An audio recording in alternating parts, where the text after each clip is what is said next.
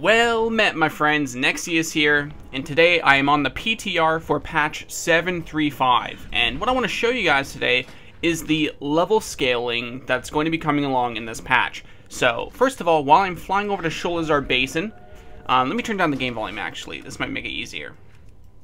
Let's take a look. So, first of all, I'm in Burian Tundra. So you can see here, on the map, it says 58 to 80. So, for example here, you no longer have to go to Outland anymore. Starting at 58, you can, instead of go to Outland with Hellfire Peninsula, which is what people usually do, you can come straight over to Burian Tundra or Howling Fjord, and then as you progress through that zone, which goes all the way up to level 80, so you will not hit 80 by the time you finish that zone.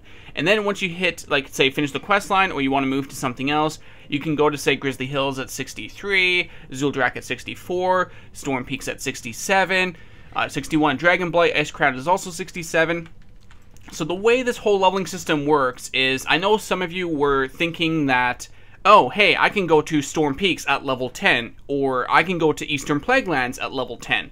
That's not how they're doing it. They want zones to be threatening still. So, for example, let's go to one of the old zones here.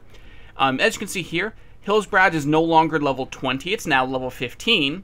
And then you can go over to, say, Arathi Highlands at 25, Hinterlands at 30, 35 for Western Plaguelands, and then 40 for Eastern Plaguelands. So, for the most part, for most zones, the minimum level required for them is still roughly the same. What has actually changed in this leveling system is the maximum level, which is all the way to 60.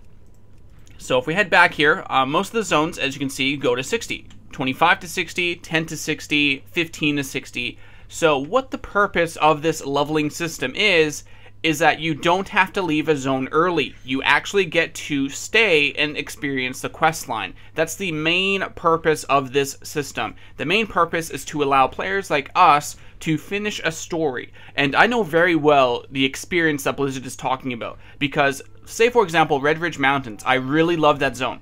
Red Ridge Mountains is absolutely awesome. I love the storyline with John J. Keeshan going against the Blackrock Orcs. However, I would outlevel the zone so quick that I can't actually finish the storyline. I would hit level 20 so quickly that I would have to leave halfway through Red Ridge to go to Duskwood. And it just felt very disappointing and unsatisfying because I didn't get to finish the whole storyline. So that's the main purpose of these leveling, or this leveling system. So I just want to show you guys a quick example here. As you can see here, I do have a quest here at Sholazar Basin. Now, if I remember correctly, Sholazar Basin requires level 76 on live right now. But in the new leveling system here on the PTR, it's 66. And then once I start here at 66, which in this case I'm on my level 70 rogue here, I can go all the way to 80. So I will be perfectly fine to finish this entire zone without any risk of going over the level and no longer gaining XP, or of course only getting less XP. So the whole purpose there is to basically balance it out where it doesn't mess up the XP gain as you go through zones. So you can still kind of pick what zone you want. It's just that there are still some minimum levels. So you cannot go to, say, Dragonblight at level 10 or level 30, and even here you have to wait until 61. You can't go to 58. So when you hit 58, you have to go to Burian Tundra or Howling Fjord. Then eventually you can move over to Dragonblight if you wish. Now, it's a little bit different with, what was it going to cover? Something else. Oh yeah, the starting zones. So the starting zones here, as you can see right here, let me see if I can find it. Elwyn Forest. You can see that it's 1 to 10. So the starting zones do not actually scale, and in my opinion, I think this is a bad idea, because even in the starting zones, actually, especially in the starting zones, this is one of the zones that we out-level. So I would like to see this go up to, say, maybe 20, 15 at the very least, maybe not 60, but, you know, I definitely think there needs to be some kind of scaling on the zone itself. Maybe a little bit. It does not have to be 60, but I definitely think it needs to be higher than the default, which is 10. So just something important to note there. So what we're going to do next here is test out the mobs. So the way the system works, as you guys know of course, but I want to say it anyway just to confirm in case you guys have questions, is that the mobs actually scale based on your level. So as you can see, this rhino here is level 68, so it's 2 levels below me. It's not, say, 77 or 76 that it usually is. So the zones, the quests, the mobs, everything scales with your character's level. So now the next question comes in, how strong are they? So I actually kind of did a test here, And basically, the mobs on the PTR have about twice as much health. So nothing will exactly get one-shotted. So what I'm going to do here is I'm going to do, like, say, one quest here. And I'm going to wear no heirlooms, as you can see. This is actually my Project 70 rogue. If you guys don't know what Project 70 is, basically it's a project where you hit 70 from level 1 without BOAs or any kind of assistance like that. It's a very easy version of the Iron Man challenge, basically. So I have some heirlooms here, which we will test out afterwards. I just want to see the kill speed without heirlooms, and then the kill speed with heirlooms. So that's what we're going to do here. So this is my sub-rogue. Let's go ahead and just find a place here. So we have to kill like 15 of these, so let's go ahead and do that. Okay, so first thing I want to mention right away is when I leveled this rogue like 2 days ago on live for the Project 70, I would actually one-shot them. So what would happen is I would go, stealth up, I would ambush, or sorry, shadow strike. It's technically ambush from the old days, but shadow strike here. And what would happen is they would actually have maybe 5% life left, and one backstab would finish them off. So 2 abilities would actually kill them. So here they actually take a lot more damage, as you can see. So it looks like I might have to change my build then, because when I was leveling, I was running Night Stalker for 12% more damage when I'm stealthed, and I was running Subtlety as well for 10% more damage. So I was stacking damage in stealth so I would get more Shadow Strike damage, so I would basically one-shot to speed up questing. So it looks like I might have to change up my build a little bit now, since they will not get one-shotted. So you can kind of see that they definitely live a lot longer here. And I'll test out BOAs in a second here just to see how much quicker it is. So that's pretty cool, actually. I really like that because one-shotting mobs is not necessarily fun. We actually get to use our mobility, our rotation, our utility. You know, we actually get to use stuff now.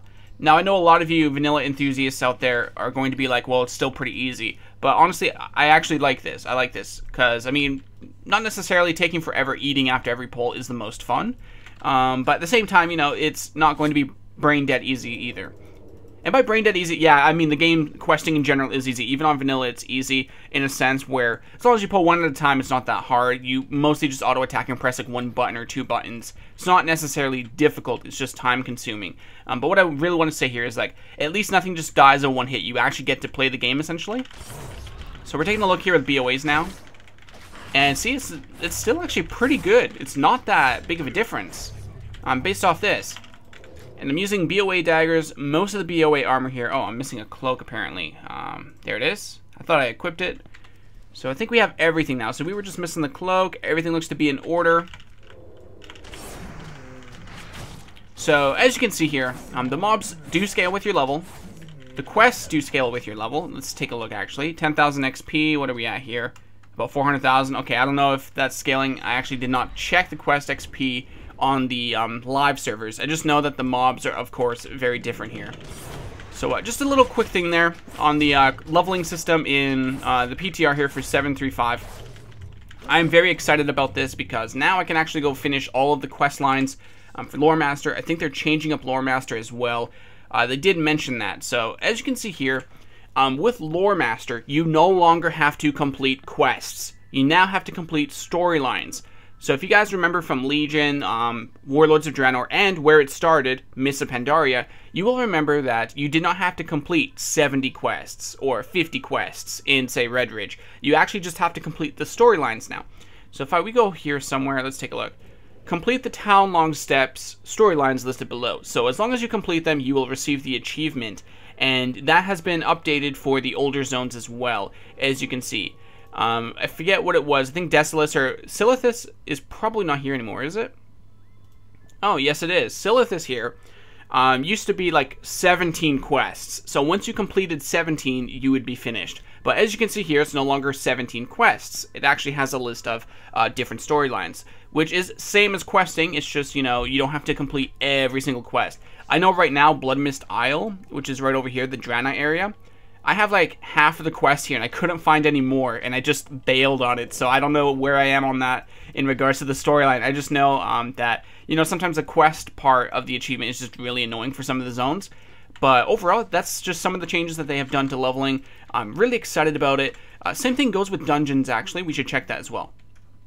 So as you can see here, we have Utgard Keep, which is usually 68 to, say, 75 or something. Nexus, same thing, but as you can see here, they start at 58 and 59. Now, we can also see Burning Crusade dungeons, I believe, somewhere. That's Wrath of the Lich King. Burning Crusade Heroic here, 70 to 75, so that has not changed. Burning Crusade Normal, here we go. So, just like the Wrath of the Lich King dungeons here, you can also see that they go all the way to 80, and they start at about 58. So, if you were doing dungeons right now, you can actually... Okay, this I do not really like here. Like, personally, here's my personal preference. I would like to have them all smushed in together, but that's just me personally. I guess some people prefer Burning Crusade or Lich King. So let's see if we can queue up. I don't know if anyone's actually really here queuing, but I guess we'll take a look. It would be really great if someone's actually queuing up, but we'll give it like maybe 30 seconds or something. But as you can see here, yes, every single dungeon can be queued up. So I'm level 70, which means I should be able to queue some of these, right? 68, 70. I don't know why it's red, because as you can see here, I'm 70 and it says 64 or 67, so I don't know why it's red. That's weird. But as you can see, yeah, Utgard Keep 58, Nexus 59. And for Burning Crusade here, we have 58 Ramparts, 59 Blood Furnace. So they have modified it a little bit. Ramparts, I believe, is 59. Oh wait, this is specific. Never mind. I think it's the same actually. But as you can see, now you can queue the two different ones. And if you don't like Burning Crusade dungeons, you can ignore that and go for Lich King, or vice versa. So overall, that is the whole leveling system. So you should be able to complete a full quest zone now without any worry about getting too high of a level. Just keep in mind that you still have to follow minimum level requirements. You cannot go to Arathi at level 15. You have to be 25 for that. And then you can go all the way to 60, no problem. Let's check out Blasted Lands here. Some of the zones, like Blasted Lands, have also been lowered. So Blasted Lands is 54 to 60, but as you can see now, it is 40 to 60. So we can go to some of the zones earlier now, such as Blasted Lands at 40. Hillsbrad was, I believe, 20, and now it's 15. So just some examples there. I think, let's see here. That's Red Ridge. Deadwind Pass, no. I'm trying to see if I can get Swamposaurus here without all this stuff popping up. There we go. Swamposaurus, 40 to 60. So same thing there. Exactly the same. They have lowered it to normalize it a little bit more. So I will leave that there. I hope you guys understand the leveling system now and the minimum, the maximum requirements, all that different stuff. If there's anything else, I will update this video like months down the road or something if they changed anything in the PTR or when 7.3.5 comes out. But as of right now in the PTR, this is exactly how they kind of mentioned how the leveling system works on the server since BlizzCon. So I'll leave it there. I hope you guys enjoyed the video, and I'll see you on my next video, guys.